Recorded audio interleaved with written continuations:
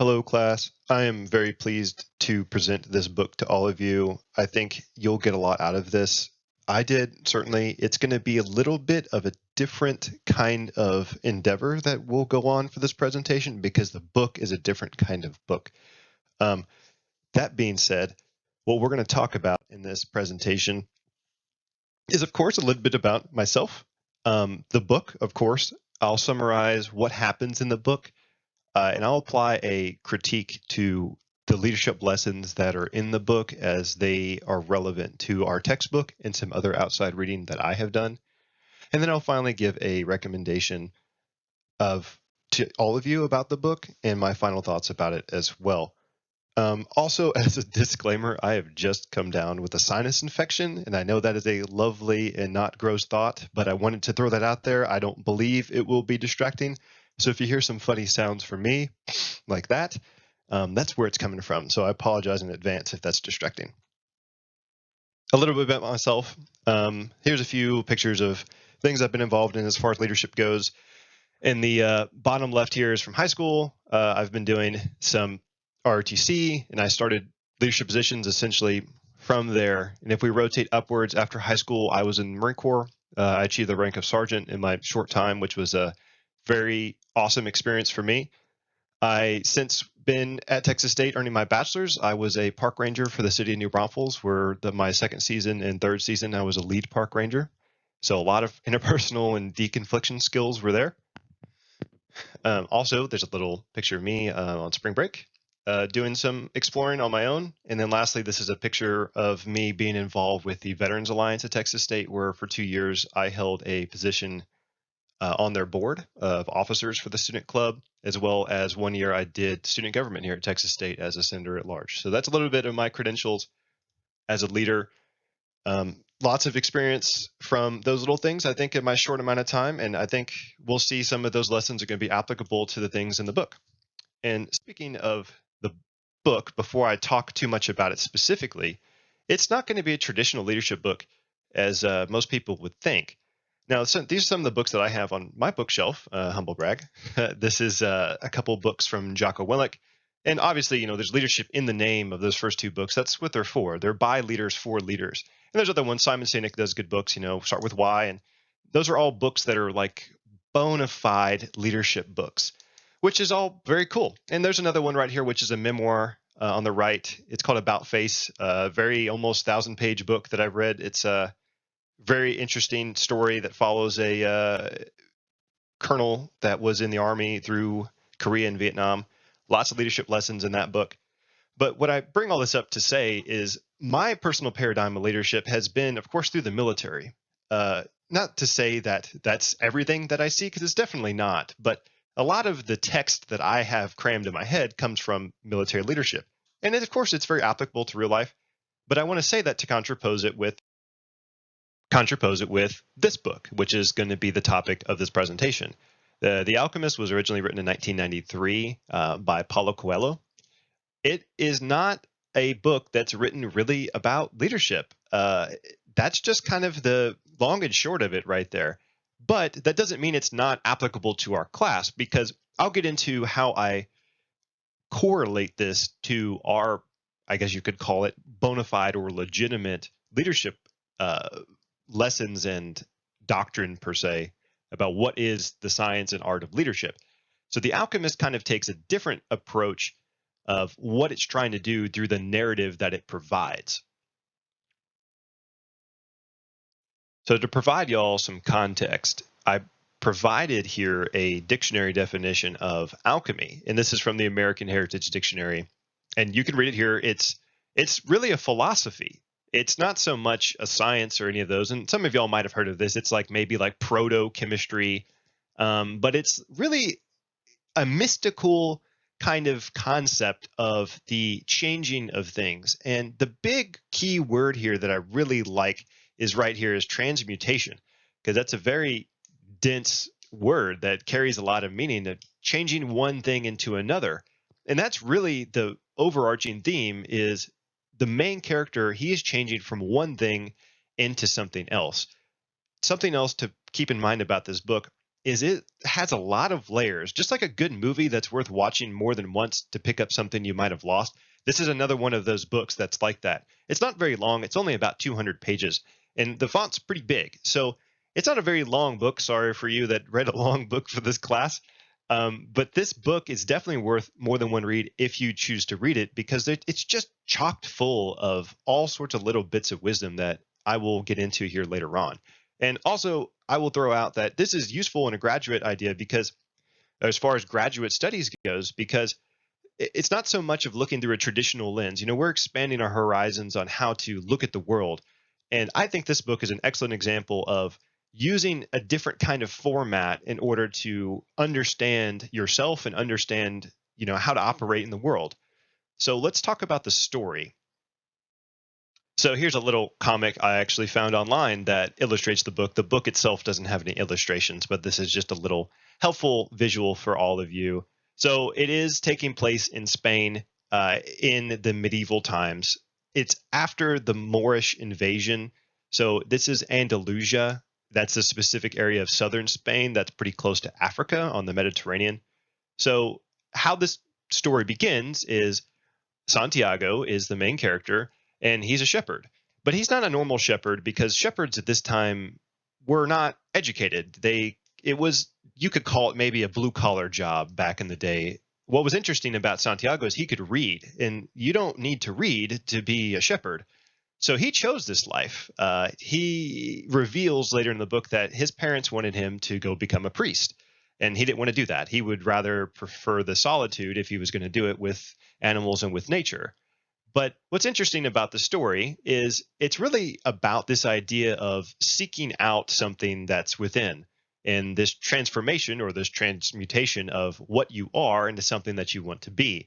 So he starts out as this shepherd. He has this reoccurring dream of these things he's never heard or seen before. And what he's seen, as you can pick up as the reader, is he's seeing the pyramids of Giza in Egypt, which is a little ways away from him, but not too far.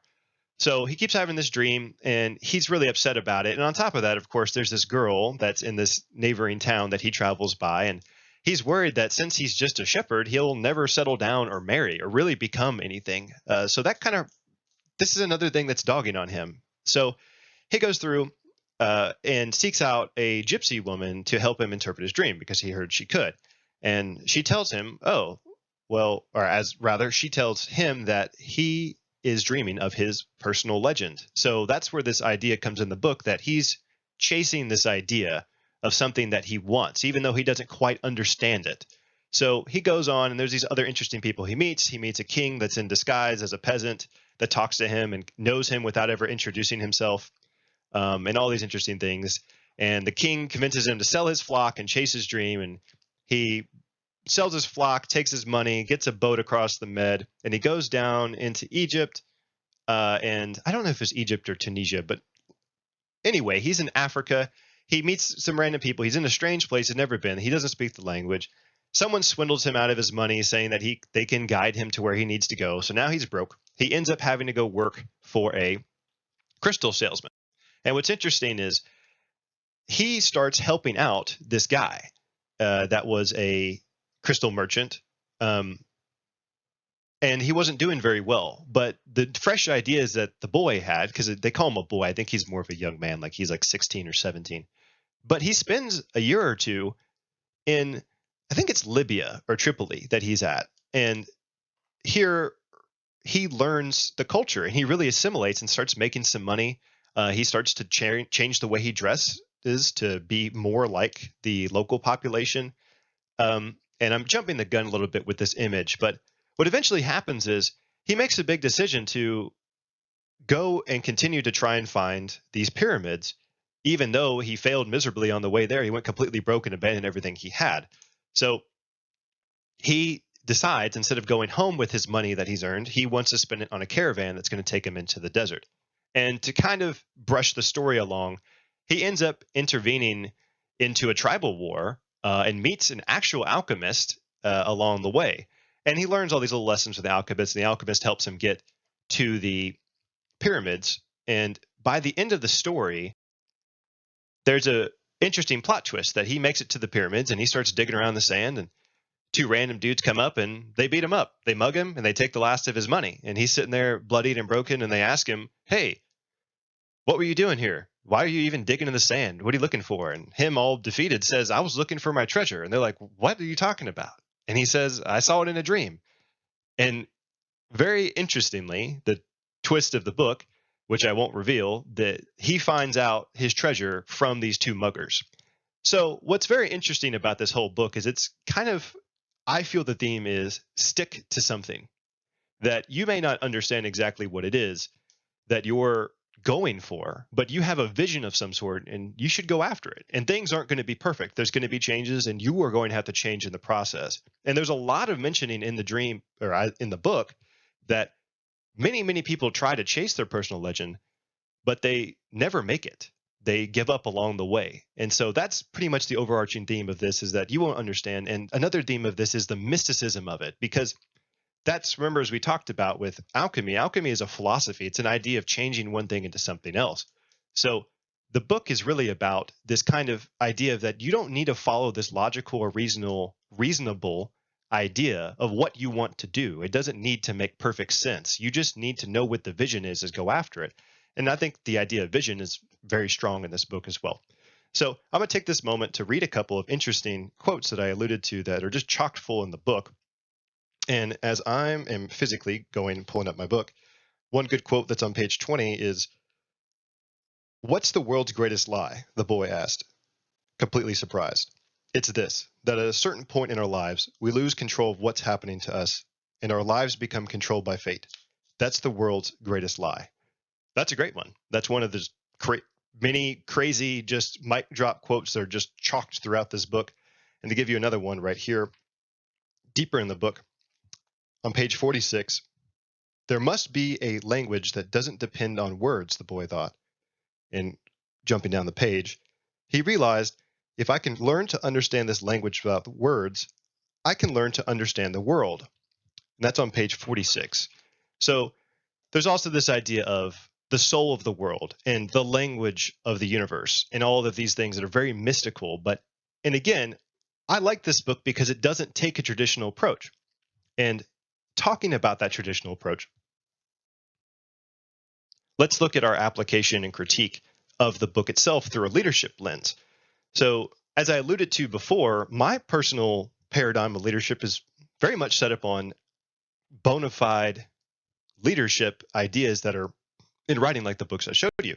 And there is some good allegories and similarities that we can draw between this book, which is not about leadership per se, and actual books that are about leadership and things that they teach. So, looking at something that I have learned, and this is a personal anecdote and a little story that I can throw into it, is I had a staff sergeant when I was in the Marine Corps that taught me something very interesting that I won't forget. And he told me that first, for you to be a good leader of Marines, you need to be a good man, then you're a good Marine, and then you're a good NCO, which is a non-commissioned officer. And even though that was very specific to me as a man in the Marine Corps, that idea is very strong, and it runs pretty deep. So just to give you a quick run that back as a more neutral lens, first you got to lead yourself. You got to have that self-discipline to understand who you are, and then do good in your job, do a good role before people respect you as their leader, right? So I like this continuum of that we're going to start with me before I start leading you. So that's kind of the lens that I took this book from. And looking at our first quote that I'm going to pull from our textbook is right here, is the internalized moral perspective. And this is about being authentic and authentic leadership, from Leadership Theory and Practice, 7th edition, that we read for the class.